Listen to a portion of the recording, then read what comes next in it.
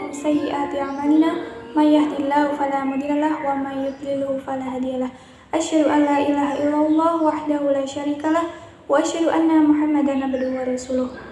Alhamdulillah, segala puji bagi Allah yang telah memberikan kita begitu banyak kenikmatan sehingga pada hari ini kita bisa berjumpa ya teman-teman, meskipun lewat online. Tidak lupa salawat serta salam selalu kita haturkan kepada junjungan kita Nabi besar Nabi Muhammad Sallallahu Alaihi Wasallam yang selalu kita nantikan syafaatnya di yaumul qiyamah nanti. Amin. Baik teman-teman, gimana kabarnya kelas 10, kelas 11, dan kelas 12? Semoga selalu sehat ya. Sudah hampir 1 tahun berada di rumah. Semoga amal yauminya, ibadah-ibadahnya masih sama terjaga seperti ketika masih di Wisma, gitu ya. Semoga meskipun kita di rumah tidak menyurutkan semangat kita untuk terus beribadah, gitu ya. Oke, di sini Ustazah akan menyampaikan ya sedikit tentang etika berinteraksi antara laki-laki dan perempuan. Nah, mungkin bagi yang kelas 11 dan kelas 12 dulu pas masih masuk di sekolah ya, pasti pernah yang namanya ikut rapat, ikut organisasi, di mana di situ pasti ada laki-laki, ada ikhwannya gitu ya. Nah, ternyata ketika kita berinteraksi dengan ikhwan itu ada etikanya. Nah, apa saja etikanya? Yang pertama yaitu menutup aurat. Nah, kenapa sih kok harus menutup aurat?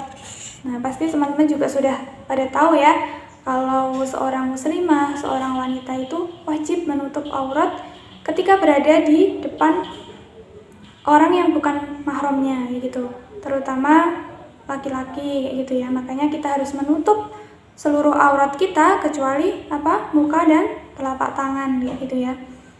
Karena dijelaskan juga dalam surat An-Nur ayat 31, dan janganlah mereka menampakkan perhiasannya kecuali yang biasa tampak padanya, dan hendaklah mereka menutupkan kain jilbabnya ke dadanya. Jadi yang perlu diingat juga ya, jilbab itu harus menutupi dada kayak gitu ya.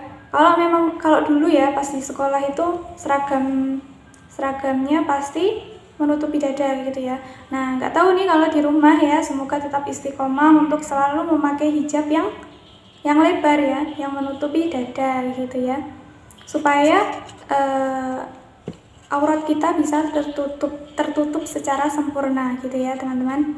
Oke, itu yang pertama. Kemudian etika yang kedua yaitu menjaga pandangan. Nah, ternyata menjaga pandangan itu juga penting ya. Bukan berarti menjaga pandangan itu harus menunduk terus, nggak mau lihat laki-laki, itu enggak. Jadi nggak apa-apa kita memandang asalkan itu tidak disertai dengan nafsu, asalkan itu tidak disertai dengan syahwat kayak gitu ya. Jadi ketika kita bertemu untuk misalkan suatu kebutuhan, ya nggak apa-apa kita bicara kayak gitu ya, tetapi jangan terus kita memandang terus-terusan kayak gitu ya, itu nggak boleh. Apalagi kalau misalkan wah ini ikhwannya ganteng kayak gitu ya, terus kita pengen lirik lagi gitu. Nah, itu yang nggak boleh ya. Kalau misalkan kita melihat ikhwan itu bikin kita istilahnya jatuh hati atau bikin kita suka, nah itu lebih baik dihindari. Karena apa? Karena setan itu pasti akan menggoda kita gitu ya. Karena akan terus menggoda kita dan membujuk kita untuk terus melihat, dan nantinya akhirnya malah timbul hal-hal yang dilarang kayak gitu ya. Oke, yang selanjutnya yang ketiga yaitu tidak mendayu-dayukan suara atau tidak membuat-buat suara. Ketika kita bertemu, ketika kita berbicara dengan ikhwan, kalau bisa kita bicara secara tegas, jelas, dan seperlunya saja kayak gitu ya. Kita hindari ngobrol yang sia-sia, kita hindari bercanda terlalu berlebihan kayak gitu ya. Karena itu juga bisa mengundang setan untuk menggoda, untuk mengarahkan kita untuk membahas hal-hal yang tidak diinginkan kayak gitu. Apalagi di umur-umur SMA seperti ini ya, pasti pernah ya merasakan suka sama lawan jenis, suka dengan ikhwan kayak gitu, itu wajar. Tetapi kalau bisa harus kita bisa mengatur. Jangan sampai kalau kita suka dengan seseorang itu bisa membuat kita menggebu-gebu dan ingin malah ingin memiliki lah, ingin ke pacaran lah atau lain sebagainya gitu ya. Karena jelas-jelas itu dilarang gitu ya sama Allah. Terus yang selanjutnya, etika yang selanjutnya itu keseriusan agenda interaksi. Nah, ketika kita bertemu misalkan untuk membahas suatu acara gitu ya, ketika rapat itu kalau bisa serius ya. Jadi apa yang dibahas ya itu kita serius untuk membahas hal tersebut. Jangan sampai kita membahas hal-hal yang nggak penting kayak gitu. Jadi malah nanti nanya-nanya ke hal-hal secara pribadi kayak gitu ya. Ya kalau untuk menanyakan kabar sebatas kabar kayak gitu ya itu nggak apa-apa. Tapi kalau misalkan sudah mengarah ke hal-hal yang menjurus, sudah makan belum, sudah sholat belum, kayak gitu, nah itu lebih dihindari ya, kayak gitu ya. Kemudian dalam Quran surat Al-Ahzab ya ayat 32 itu, dan ucapkanlah olehmu perkataan yang baik. Jadi kalau kita berinteraksi dengan ikhwan, ucapkanlah kata-kata yang baik, hindarilah kata-kata yang kasar, kata-kata yang kotor yang membuat merusak suasana atau membuat hubungan kita tidak baik kayak gitu. Jadi walaupun kita tidak terlalu berlebihan membicarakan sesuatu, tapi kita juga harus menjaga perasaan orang lain kayak gitu, menjaga perasaan ikhwan yang sedang berdiskusi gitu ya dengan kita.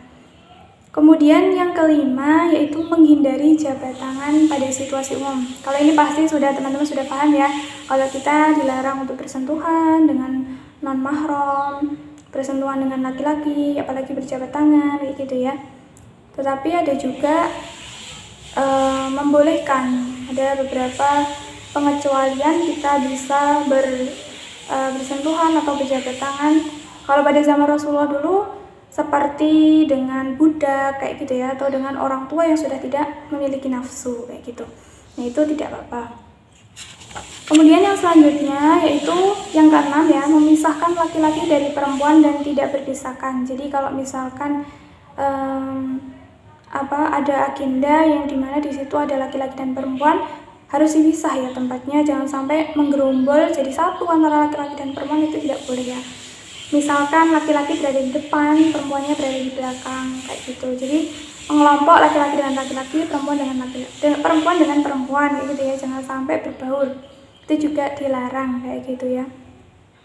Kemudian yang ketujuh, menghindari kholwat. Nah, kholwat atau berdua-duaan. Jadi dalam hadis riwayat Bukhari, janganlah seseorang laki-laki berkholwat dengan seorang perempuan kecuali disertai mahramnya. Nah yang ketiga apa teman-teman? Kalau ada seorang laki-laki dan seorang perempuan berduaan, itu yang ketiga pasti setan gitu ya. Jadi kalau sedang berduaan itu peluang untuk melakukan atau terjerumus ke hal-hal yang tidak diinginkan itu lebih besar, karena di situ akan ada setan kayak gitu ya. Jadi sesoleh atau sesolehah apapun seorang laki-laki dan perempuan, ketika mereka cuma berdua, di situ ada kesempatan, di situ juga setan pasti akan merayu lebih dahsyat lagi untuk membisiki mereka berdua. Itu tidak hal yang tidak mustahil gitu loh. Mereka bisa melakukan hal-hal yang sampai ke zina atau hal-hal yang dilarang kayak gitu. Nah makanya lebih baik kita menghindari, karena menghindari itu lebih baik daripada mencoba-coba gitu ya. Kalau bisa jangan sampai kita melakukan hal seperti itu. Kalau memang ada kebutuhan yang mendesak, kita harus bertemu dengan laki-laki kayak gitu ya. Nah kalau bisa kita harus mengajak teman kita kayak gitu. Jadi jangan sampai cuma berdua gitu ya. Kemudian yang ke-8 yaitu meminta izin suami jika menemui perempuan yang suaminya tidak bepergian. Jadi ini kalau kita nanti sudah berkeluarga ya teman-teman ya. Kalau kita ingin berkunjung ke rumah teman kita dan teman kita itu sudah punya suami, tidak di rumahnya itu ada suaminya, nah kita juga harus izin ke suami kita gitu ya. Kemudian yang terakhir yaitu menjauhi perbuatan dosa. Seperti dalam surat Al-An'am ayat 120, Dan tinggalkanlah dosa yang tampak dan yang tersembunyi. Sesungguhnya orang-orang yang mengerjakan dosa kelak akan diberi pembalasan pada hari kiamat disebabkan apa yang mereka telah kerjakan. Jadi kalau ini pasti teman-teman juga sudah paham, kalau kita berbuat dosa pasti akan ada balasannya, kayak gitu ya. Jadi sudah sepantasnya kita sebagai seorang muslim, marilah kita mengerjakan apa yang disukai oleh Allah, menjauhi apa yang dilarang oleh Allah, kayak gitu ya. Etika-etika ini bisa kita jalankan dengan semaksimal mungkin. Mungkin kalau sekarang kan lagi online ya, jarang bertemu secara langsung ya, mungkin dengan ikhwan atau dengan laki-laki. Itu bisa juga terjadi ketika kita lewat WhatsApp, berkomunikasi lewat sosial media gitu ya. Jadi kita menghindari chattingan sampai larut malam, menghindari teleponan yang sangat berlebihan. Boleh ya telepon dengan ikhwan itu asalkan memang ada keperluan yang mendesak. Jangan hanya telepon karena ingin menanyakan kabar atau hanya untuk bercanda kayak gitu ya. Itu kita hindari. Terus jangan sampai kita hanya chattingan atau WA-an itu untuk hal-hal yang remeh kayak gitu ya, cuman berdua sampai larut malam. Nah itu juga salah satu godaan yang harusnya kita tinggalkan ya. Kalau bisa jangan sampai itu terjadi. Itu bisa menimbulkan benih-benih VMJ gitu ya istilahnya, virus merah jambu. Karena itu pasti ya kan menjumpai setiap remaja kayak gitu ya. Kalau bisa kita menghindari jangan sampai terkena virus VMJ gitu ya. Karena sekarang sudah terlalu banyak virus corona, jangan menambah-nambah dengan virus VMJ. Itu ya teman-teman, tentang etika antara laki-laki dan perempuan. Semoga bisa bermanfaat, bisa kita laksanakan ya, kita usahakan mulai sekarang untuk perlahan-lahan menghindari, perlahan-lahan untuk menjauhi hal-hal yang Allah tidak sukai kayak gitu ya. Kalau memang nanti sudah ada saatnya kita bertemu kayak gitu ya, untuk siap nikah misalnya ya, nanti insya Allah akan Allah siapkan sendiri ya. Makanya kalau sekarang kita disibukkan untuk belajar ya kita fokus saja buat belajar, jangan untuk memikirkan hal-hal yang belum waktunya kita pikirkan gitu ya. Mungkin ini sedikit dari Ustazah, kurang lebihnya Ustazah mohon maaf. Ustazah tutup. Wassalamualaikum warahmatullahi wabarakatuh.